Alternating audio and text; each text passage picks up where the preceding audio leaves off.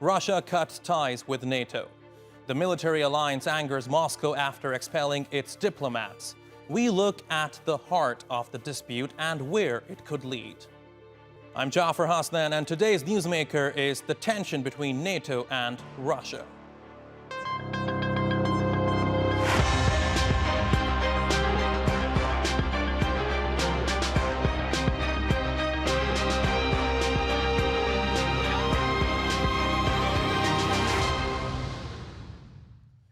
A tense relationship at the best of times, but once again, Russia and NATO have reached new lows. The Kremlin suspended ties, shutting its diplomatic office in the alliance's headquarters after 8 of its diplomats were expelled from the mission in Brussels. And Moscow's foreign minister, Sergey Lavrov, places the blame squarely on NATO. Практически в результате Due to the deliberate steps by NATO, there are almost no proper conditions for the basic diplomatic activities. And in response to NATO's actions, we suspend the activities of our permanent mission to NATO, including the work of our main military representative from probably November the 1st, or maybe a few days after that. The alliance responded with this statement. NATO's policy toward Russia remains consistent. We have strengthened our deterrence and defense in response to Russia's aggressive actions, while at the same time, we remain open to dialogue. For years, we have watched as the NATO-Russia relationship becomes more hostile, but in the past 12 months, tensions have skyrocketed. After the EU slapped sanctions on the president of Belarus for a violent crackdown on pro-democracy protesters, Russia came to Alexander Lukashenko's defense. Minsk and Moscow even held a joint military exercise close to the EU border, forcing NATO to chime in, with Secretary General Jens Stoltenberg demanding Moscow act with more transparency. And then there is Syria. Russia's entry into the war completely changed the direction of the conflict, saving Bashar al-Assad from defeat, and the Kremlin's control in the country poses a serious challenge for the military alliance. And, of course, Afghanistan. After the US and NATO's chaotic withdrawal from the country and the Taliban's swift takeover, Moscow appears ready to step in and play a significant strategic role. No doubt, another worry for NATO. But the relationship between the two was strained well before any of these incidents. Let's take a look.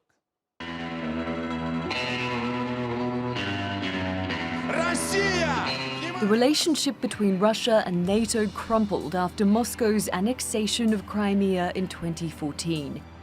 It's widely condemned by the international community as an occupation. This is Russian President Vladimir Putin earlier in March, celebrating the 7th anniversary of what Moscow calls Crimea's reunification. Сказать, что мы готовы жить в новых геополитических условиях. Более того, мы рассматриваем наших соседей не просто как соседей, близких по географии.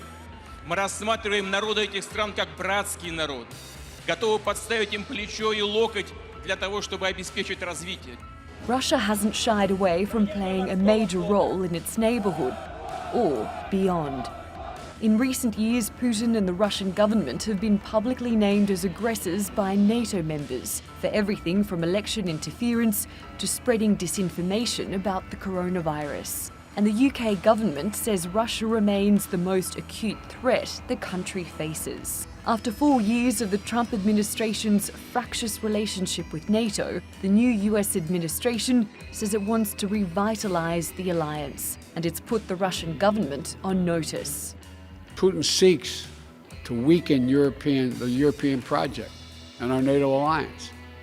He wants to undermine the transatlantic unity and our resolve, because it's so much easier for the Kremlin to bully and threaten individual states than it is to negotiate with a strong and closely united transatlantic community.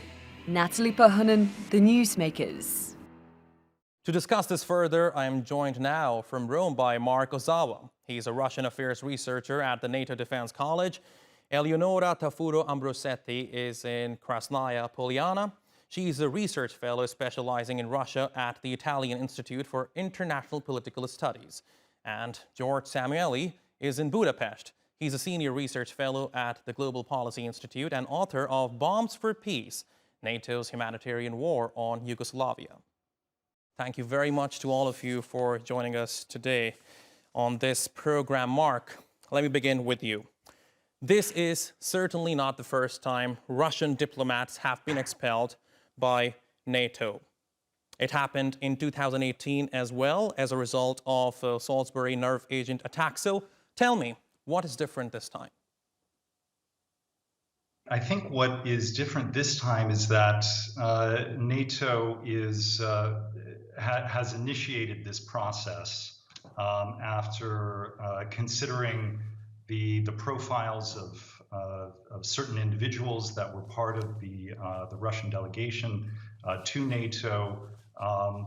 Technically, Russia is still a partner of NATO and has a permanent delegation and representation in Brussels, as opposed to what happened after Salisbury, when there was sort of a crescendo of activity and agreements around attributing the events in Salisbury to Russia and what should be the appropriate response.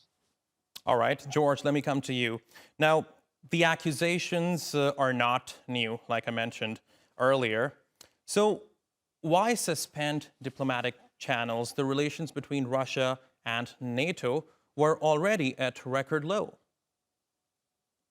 Well, I think what's unusual in this case is that Russia responded asymmetrically. What normally happens with these diplomatic expulsions is there is a tit-for-tat response. So one country expels 5 Russian diplomats, and then the Russians respond by expelling 5 diplomats of that country. What happened in this case is that NATO expelled or removed the accreditation to 8 Russian diplomats accredited to NATO, and Russia did not kick out 8 NATO diplomats from Moscow. Russia just simply said, okay, we're stopping all of our liaison work. We're going to no longer take part in NATO, and NATO liaison. George, if I may interject, now that means that Russia does not plan to repair ties with NATO, because certainly by ending all diplomatic channels, there are no chances for Russia to repair ties with NATO anymore. I wouldn't have said that. I would say that what the Russians are saying is that if you want a serious dialogue with us, then treat us with respect. Don't say, oh, well, we will talk to you about the issues we want to talk about, but whenever you raise issues that you want to talk about, we'll just tell you to butt out. And Russians have now said this repeatedly, that we're not here at your beck and call to talk about what you want to talk about. You know, we have our security concerns, and you need to address our security concerns. So if the NATO powers decide that, yes, they are prepared to talk with respect, then I think these ties can be mended. But as that spokesperson, NATO spokesperson that you quoted, you know, she did the classic formula. Well, we'll maintain dialogue, but in the meantime, you know, we'll go on condemning Russian aggression. Russia's just not going to play that game anymore. All right. Now, treat us with respect. Eleonora, does NATO not treat Russia with respect? I believe certainly NATO is perceived as an enemy organization by Russia. And I think Russia doesn't feel it can have a valuable discussion and dialogue with NATO. And this is why Moscow went beyond reciprocity, right? We were talking about that tit-for-tat kind of approach that Russia has been adopting throughout the years. Well, it went beyond that simply because I think it believes it's not worth investing in this dialogue, which is not meant to lead anywhere meaningful. So I believe that the only channel for dialogue that remains open will be through the U.S. The bilateral dialogue with Washington And in this sense, this reminds me very much of the situation with the EU. We don't have a EU-Russia official dialogue. We are left with the bilateral dialogue with EU member countries. Right, and this is something the Russian foreign minister has also said, that NATO is not interested in equitable dialogue. Marc, let me come back to you. Now, this issue of Russian spies keep popping up after every 2-3 months. Tell me this time, what evidence do you have that those Russian diplomats were undeclared spies? Well, I do have to say that whatever I say these are my own views, and I'm not speaking on behalf of NATO. And here at the NATO Defense College, we're sort of an academic arm of the organization. That being said, you know, this is all pretty recent. And, you know, the identification of intelligence officers is usually not something, the inner workings of attribution and identifying spies is not something that is made open in the public. So the evidence that I have is what the announcement that NATO has made.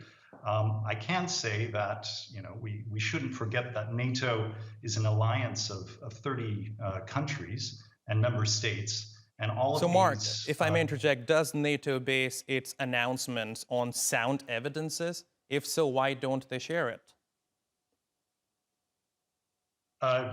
My experience in working within the NATO structures for the last few years is that NATO very much bases its decisions and announcements on sound facts and prides itself in being quite transparent.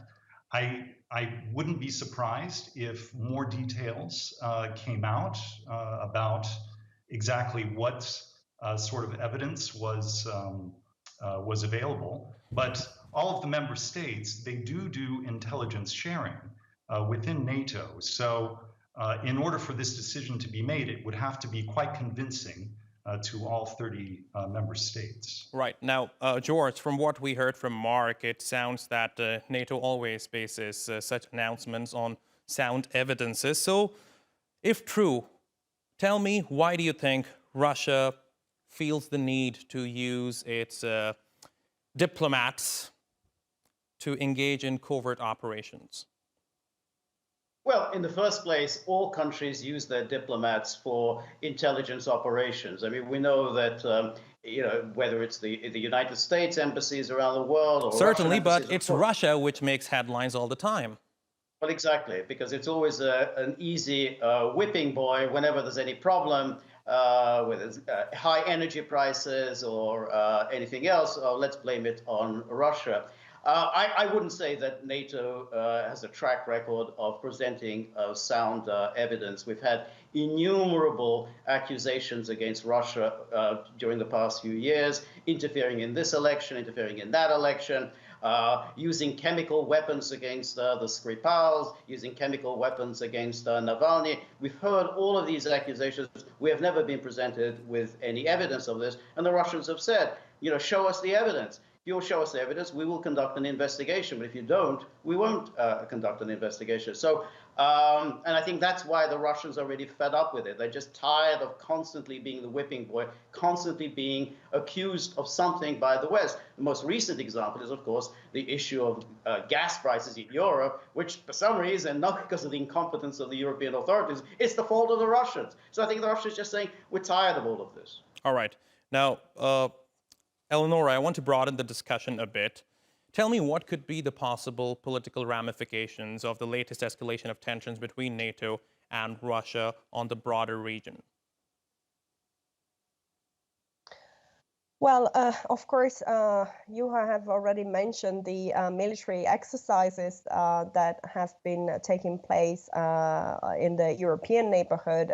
You referred to Zapad 2021 with Belarus, and I think the most immediate ramification will be increasing militarization of the neighborhood. So both parties, both Russia and NATO and NATO NATO countries, especially Eastern European countries such as Poland, will continue asking for more military exercises and to build up their military capacity. So, of course, the unfortunate consequence of this deterioration will be further militarization of the European neighborhood. And don't forget that many conflicts are still ongoing and unresolved, and primarily Crimea and Eastern Ukraine. So this is definitely not a welcome development.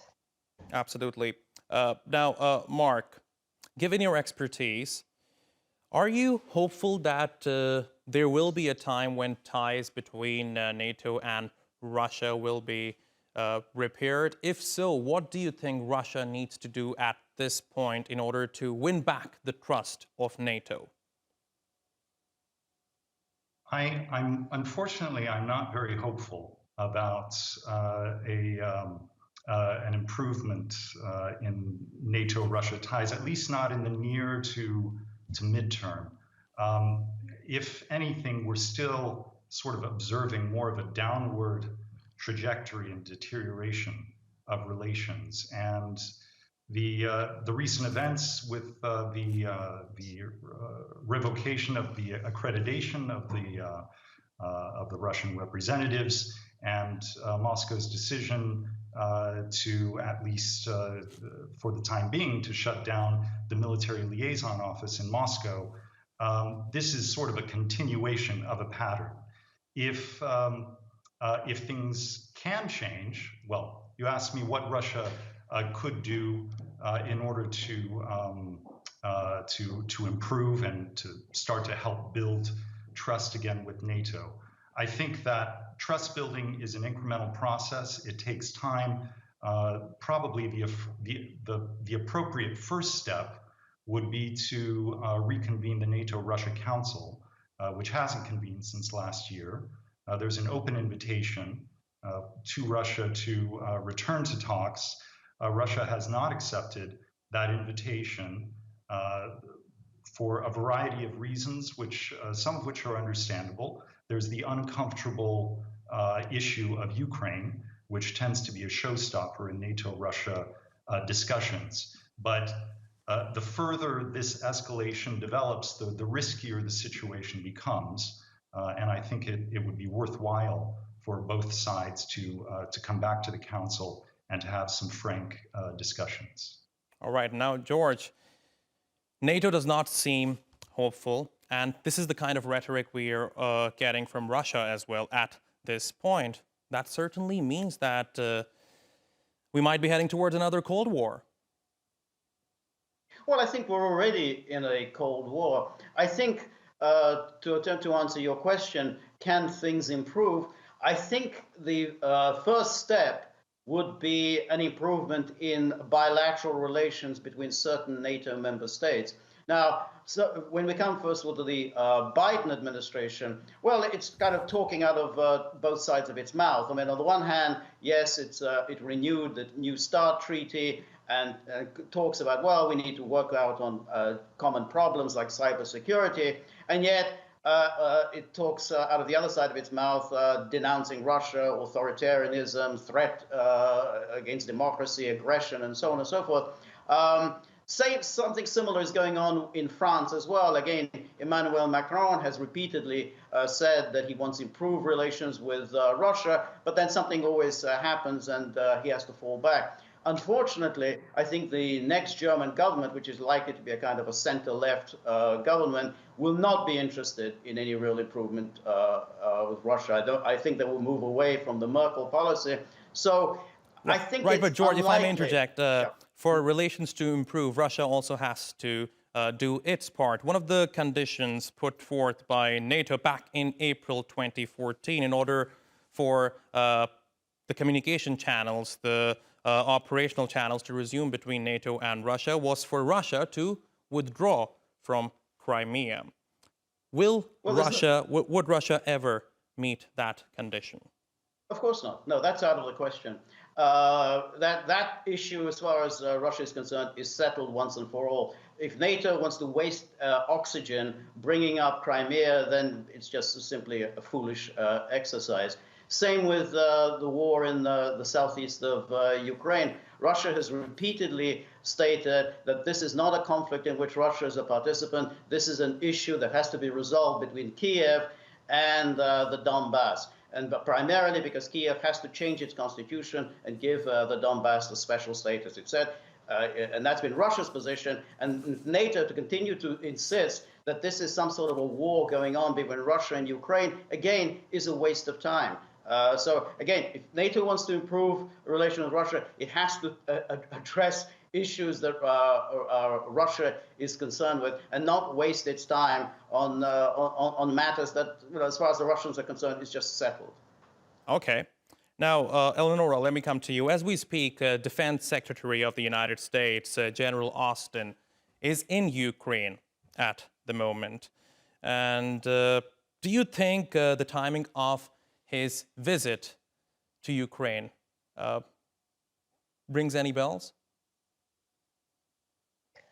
Well, it's definitely a way to position himself in this context. But the same happened recently with Michel and von der Leyen visiting Kiev and declaring that Russia is a party in this conflict. So for sure there is some unity in this context, and this is what bothers Moscow most. Moscow, as George was saying, insists it's not part of the conflict. It's just a mediator, but the Western partners rather think it's a party in this conflict. So unfortunately, I also believe that the Ukraine conflict will remain a serious obstacle